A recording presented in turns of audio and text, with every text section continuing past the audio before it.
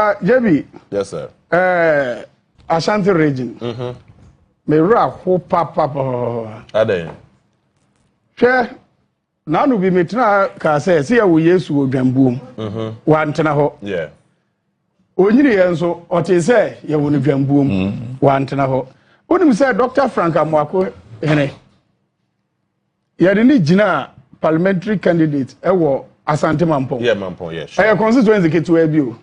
Say wo 47 constituency dia. Yeah. Na Mampong ne ye kakra bi say bibi wo krachi ne mu. Bibi wo krachi ne mu. Ye mano enda na di nkyere ewiase. Na mbom ye say wo gina party bi edi mu ntie ye NDC di mu ntie. Ya nto amano.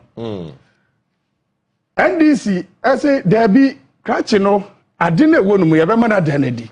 To me ye regional secretary.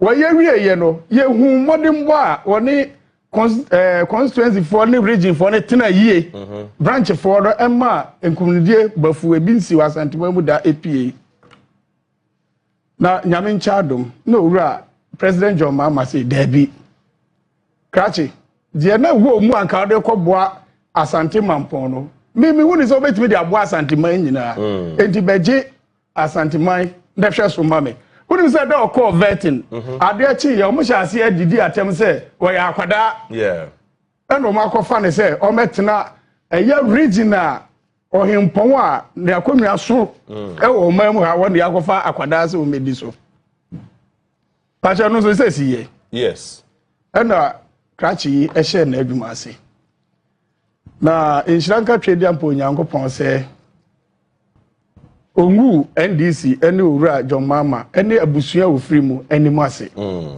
nti ya de me papa free Kwabere East Kure Froza asono so me ma me ya akomadani offense north nti me ya Asantini ni bi odugu so awo ye adwuma no na former general secretary ne ope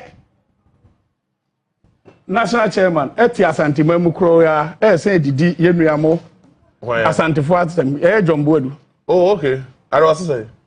Ma hu ni video bi a o ka say ya atem didi say ye be yi slimdin so me MC wa Asante mam. Oh, how? I say atem didi ma Asante fo. Oh, how? O ka say some way. John. Ya ma putuni send e be yan konko general. O say ya atem didi ma Asante fo. Oh. Say ya be masremu ni abeye DC anasa MC e wa Asante man mu. Oh no. Me ye sure so kasa. Oh. Open video no. Oh, they be give me evidence in chief. Oh. Want me evidence because we dey know that. Me ye sure so kasa. Otna Lassen TV, Lassen FM no kai. Ah. Na me anya mo nwa. Minim se no akọ Lassen TV ana. TV. Se no akọ go so dia. O se go so de ukọ oda oba amamre mu no. Se omo de no ansanfu de be soma Asante man. Bia na omo no abi. We dey pacho. That's a man okay. Yeah. Oh, bia na omo no abi. Enti ho no ye de be che no. Na woni mo strategy is o mafa. Omo ye o madwen say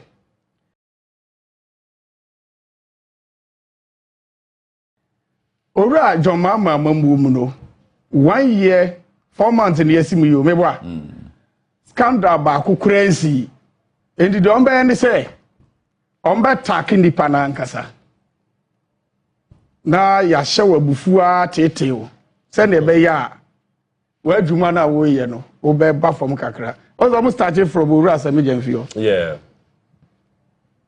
Because ye nyina ye kase Sammy Gyamfi aboa ama Ghana sikasem ejina eno mo hya ase eye owura Sammy Gyamfi hu fia na otrimu fita ntiam wo nkumu woni say lawyer Sammy Gyamfi omo tena afidie so didi na temwie a Uba call office ministers ni NPP ni CEO fo ni bikura kwatena ba bia anka say ya ba mo kwatena kwachia lawyer no uba ko no mo benchi obi enkuru ni sankrofo na obi timi teko na mudi no aye say ma na wudwane no office le public office mebo a obi atimi ko endi ya to abawia nkire say aban bi di akonwa wo nsusu ye bi pese wo de wa adwen bo a wontimi nko and so omonum kasenti omokwa na omotete when musunyan ye and na pania da form anajo obefa say driver cross all light now no dey suppose to chew street light about 20 meters be a street light aso gan ba akokora numu yi I see owura Said Mubarak oye MP woni ni MC yaka bomtia o meka ba besi amavi east dia no so woni ni MC ayedai aka bom omuka bom wie ye omu ye kro no yie no on say president mama ekọ sunyane akwa bi kwaje microphone NPP assemblyman bi kwaje microphone say attacking also a strategy on Roman pay and then no which is not true. Me now no why assembly member order but no your assembly member assembly member one for dance yamra NPP strategy why NPP neither there be many NPP and they come too that's also your assembly member order me say why NPP neither Hopeson tie woni more strategy omo yado bi no ma sha say edi ne akele sa jandam no what's the no clear na mu twantro what's that NPP na mu twantro na leader no odi animu no leader no odi animu no why no kra kani me ho ni twantro o na mu twantro but they say my friend want to me twantro bi oh ya kasa obeja di say from Sunyan atrodie kwan no ade ko akopie ahafunu mu no contractor gina so awoye sa kwan no na endi bosume ba ko a an robbers enkoso contractor wo ya frano Kwame Ales nti ne company name ya Ales Boam kwana wora aduma pa awoye wo oh okay enti omuwie ye na omo se omo ye nnuma no ana ma sa ba giri road minister me ba John Boadu de na mo kan no me pese me nya confirmation from say was that video no na ye said the be ya ye metra has speculating nti ba cho mamenti regard mamenti hu ente video no na me confirm so okasa asem na why ba cho mama sound them ra sideline I say do ketia complete parliamentary primaries we are permanent say be lose be power now Asante din and I can't do how brew or memo and then Asante memo hanyamu this is no it is it's an insult to the people of Ashanti because now do dan Akufo Addo and a new patriotic party we were not there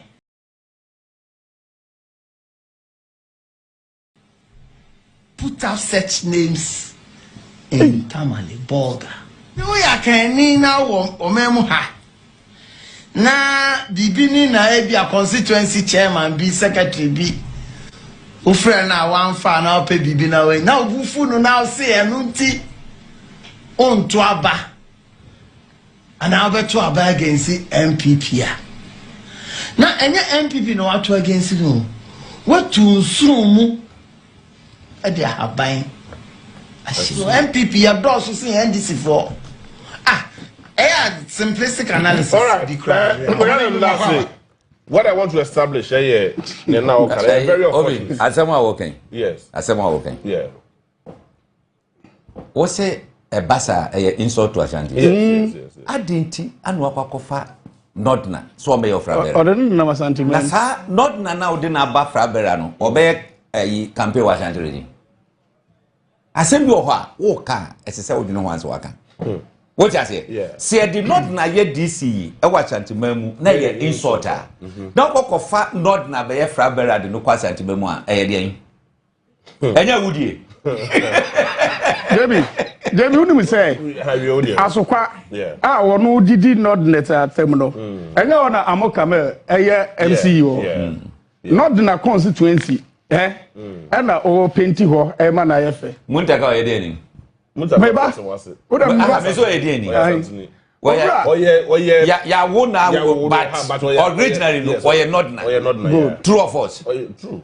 Na as wasi wono enya Asante for network. Meba. Wo amoka me na esiesi Asante. Ora Mama so oya Asante ni. David. Osi kegetia edisi ho maaye. Meba. Yeah, sure. Ya tu abati an first one all cover kegetia no koi. David. Na do dan Akufo Addo free chebi. Why de she kron. Meba. one chere market you see Eastern Region. One chere ba hope. Wo de nya Asante mem. Say Eastern Region na account dominating more. Meboa. Anyway, oh, when no abo me ntu sabi wo ho. John me nim no abo. Enya say anopa no mpodie o. De na adum anadwona ade ache no. Ah, one no. Oh, na esa fun we ya go tire TV so carry ya. Me come national chairman. Yeah. Eja duma de say jim for nsem. Na ka wait say okope yedi. Yeah, this is a personal attack. Me Asante no no nya Asante ni. Ye siesie me krom. Obu o mabam.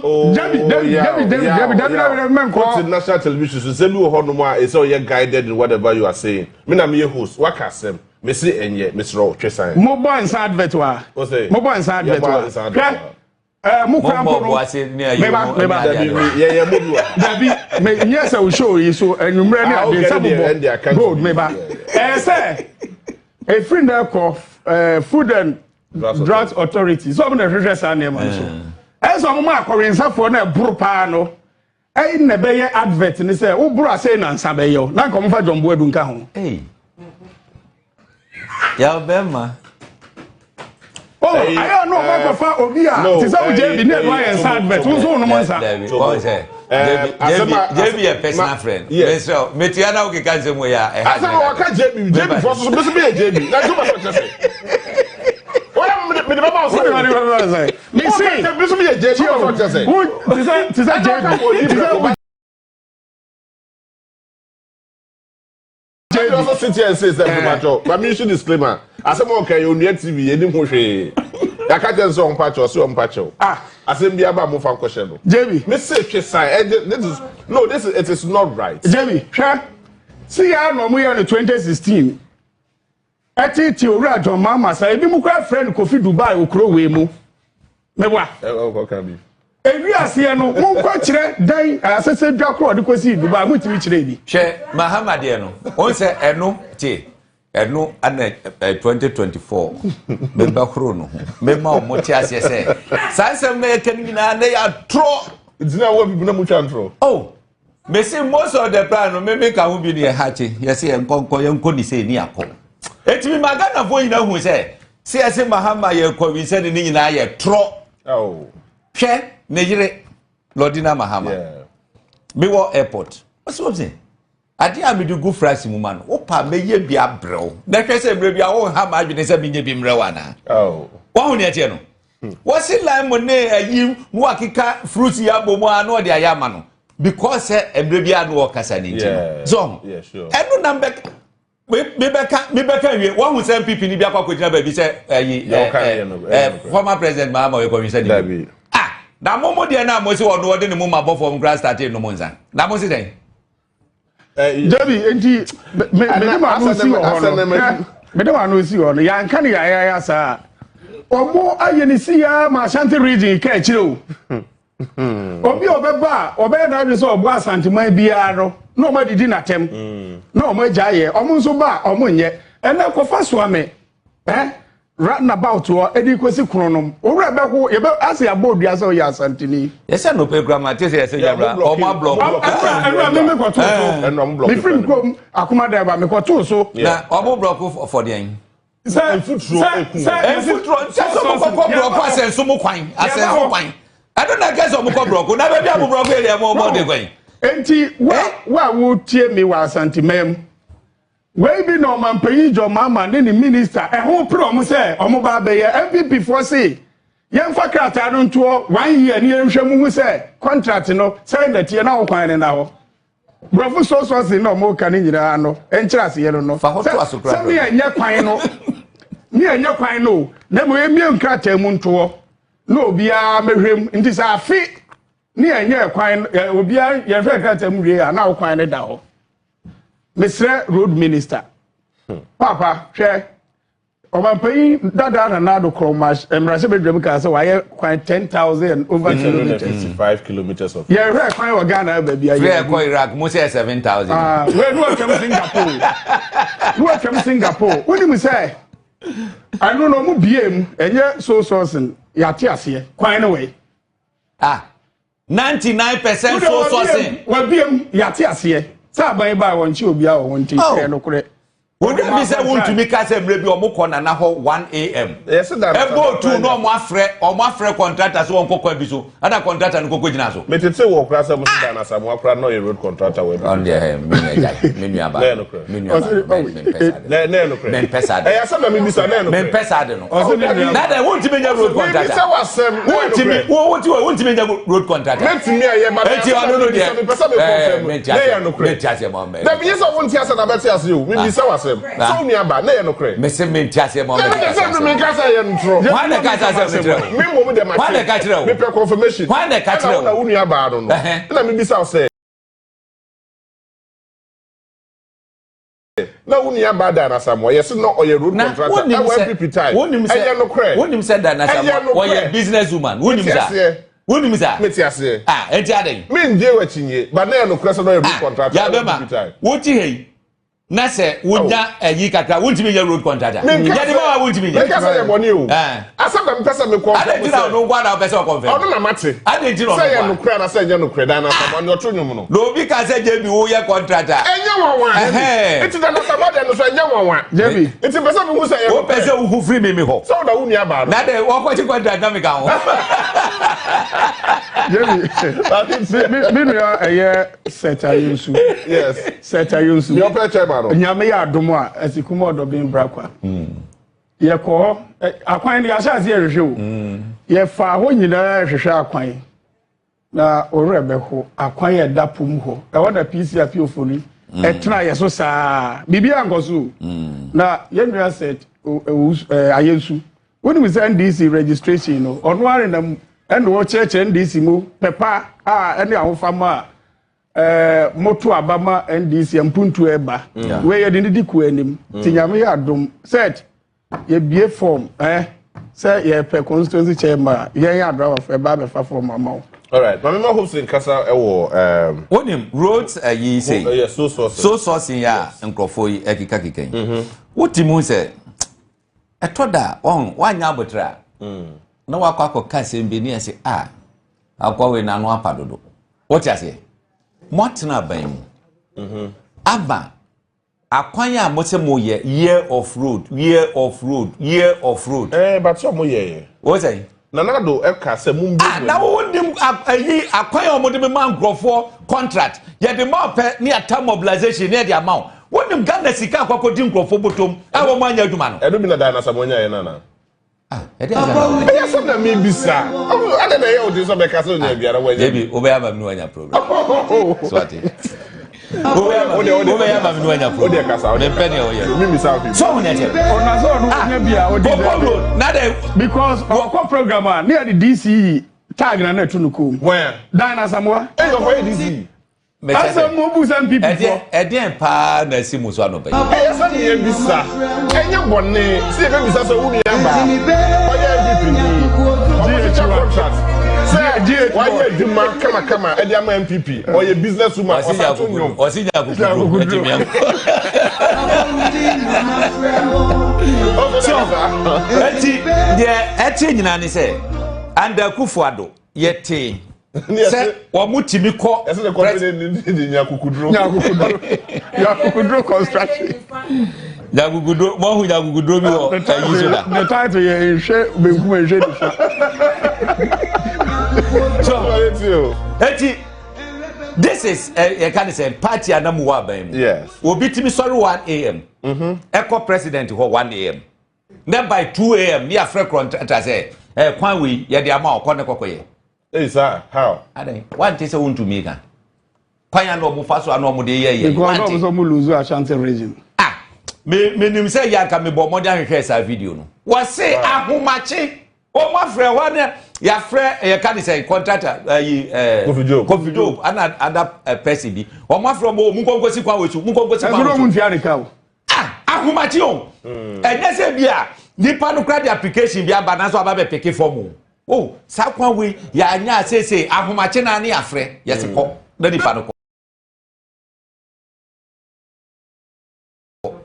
da nipa na kwa ya sika nko no maja to honum kakra be kwa ko shem na hye agu no NPP for ye kasa esese omu ye din o ade dem bia na me kasa Ghana for wo ka o me say wo ye bitter wo ye nipa da senate wiase na bitterness ni omu a na bibi kan wa adwene mu bodamfo a wa bodam ne na mabonti a wonum gata mu nsuo kra no etoda na sa wo ye ni bibi otimu so e bitter what ayi bi ode be ye wo no wa kasa wo be hu so wo ne tie no yeah sure as I said the next 30 years as I said NPP back close to power the next 30 years I see so wo ne tie no hwe wo mo se ye ka ne sen so sourcing number 1 Ghana di bia wo tie bia no say wo hu se so sourcing no eye mra emra na ye de ma contract no ya hyehye ye se enye bibia fe no competitive bidding eti eya danadi na obia da di hu so oba mu bia no wo be ya application no oba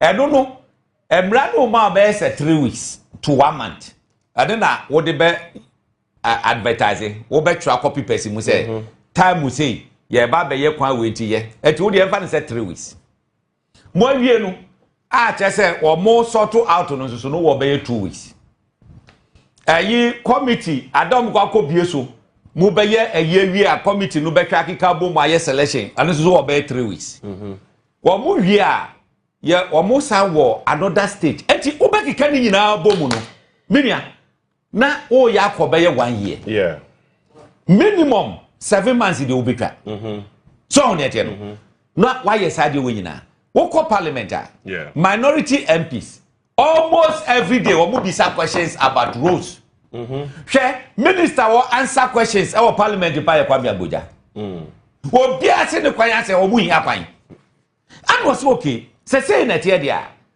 aban pese oye kwan ne ntem okay all the 60 regions adwuma ekoso 23 major contracts Akufo Addo de maye so sourcing 23 wa maji hu sika na ankwa godu contractor for nsem eti na se abansa e package sade no na osan award to the same person no mo de aman no se de be yo mo be ye kwan no what say e dey look last week me call ho na utra atimpoku ede kwa na wo hwe the speed contractor ne de ye adwuma wo kwan no so na wo say yeah hwe wo fa afrawo ede fa ajoje abaho na wo hwe speed wo mo de ye kwan na yeah hwe ye ka de say poku asetu nsawom kwan no that's right super hwe wudi ba kwan yi wo mo ya kwa sim mankesim dual carriage yeah sure so ne tie no ne di na nyankopɔ ya adom a wo mo ba wie di sie wo eti ki entra se ye ka se so sourcing ana omo ya nke bia nkafe na nkomo awodo contract nkata bedom biwi so ne tie no na ne omo ya nyina no eye strategy the strategy is that omo hu said the way Mahama ye kwan no se omo makwan no oye sa kwan we wie say cream asamaba NPP ba we ne elections da be che because Ghana ni bia ne bota ye ne say wo tu se me ko Kumasi amina nkwan papa so me ko Achi mi na nkwan papa so me ko Campus mi na nkwan papa so be bia mi ko bia no e kwan papa yeah sure and all the 16 regions project e ko so eti so say no e ye emra no ma kwan say wo be ye na nhihye ye wo hu ni number 1 capacity okay say ye kwa poye adwuma bi 1 2 3 4 5 5 what them ha say no obi e pa adwuma no eto se ye hwe a ya be man the work capacity no wonu ne wo ho akade nyina obetima ye adenti na se waste time say ye ba be say sa brewe nyina ye dum na ye ni capacity no ye ba be say Ghana for time I see so hu ne tie no yeah eti we wonim ne omoka say kwan ni bi okra 1 kilometer 10 million Ghana cedis ana omode ye ene 2026 ana mebwa yeah sure say ade say bi ana mi am economy ana mebwa yeah enti nka say sabri kanwama etimi konadim ana 2024 asenso awodo contract in Bantuma constituency 9 kilometers 164 million Ghana cedis. Who divided by 9 kilometers now. Kilometer bia was 18 million Ghana cedis. And that fresh road. Asphalt Guswa and so to overlay. All right. Overlay. What I say? Want to make quiet demand Coco Roti about 20 kilometers here. Yeah. Can say on demand $45 million. Sure. Divide the next and the city. Told her. And you know more candidate. Unim. Told her. Yeah, for to see now. Who to be bomb by a major. Yeah. What work a Casanova way in a bomb? Who said some more cano or money? But I think back one NPP for young rising and say. Say we are a nice scandal. Ghana for who say a trona mood. Yeah. Eti JB. Ada rare scandal bisino. Mobile Capra will be a gindi. Yeah, that's true. What I say? All right. Will be a hope a that's it. Is it by force? Say some scandal. Yeah, birthday of mine, yes, share of mine. One man yet will be a bow ye. I mean, tell the penalty. And do election time, that's a more developed bosswa. Said the year UP for I say election time, you're there easy for the code to get it. One minute, now what you want to more be ya, the idea went to my be ya. Mama be down. Look, I'm not here to atu. Amna. It cost you $97 million. Amna. Still counting. Na I can't say. Mabinka says some way. So for be premier. Yeah. I saw for platform. Now, menim hawa e buyer or more there opportunity to be there. Reverend Tim for you. As someone President Mahama Kanye. Say Usha Iran in someone SC Adia yebetimi akra ye economy no no. Enye LGBTQ no. And you don't know priority say. One guy say, "Oh was it's not a priority now." Yeah. Ya pass LGBTQ and then economic benefit when you free. You just tell me. So we tell. No dia kwakoto ana Mahama wadada sofo ana sofo mo wadada mo ana say ana me say you are not genuine one bit. You are not genuine. Okay. What am the manusi? Maybe ana sofo no be me pese me the manusi. Wada Roma. Na improphobia ba betro say say sofo no come hu bom eye demonstration. E wo proma ke be twam wo proma say agabwanga mo re be ho bom. Mo ti ha ana parliament pass LGBTQ. What will pass you? Yeah. Akufo Addo letter kokoma parliament said they should not try so more transmittable no and the brand is one fan in Sanchez here. He want them on people what Troye it's official. All right. I saw for the man who anchor demonstration. Now all right, so very interesting message. Indeed, the Nasamo's company was Mabawudi Company Limited. The company name Mabawudi.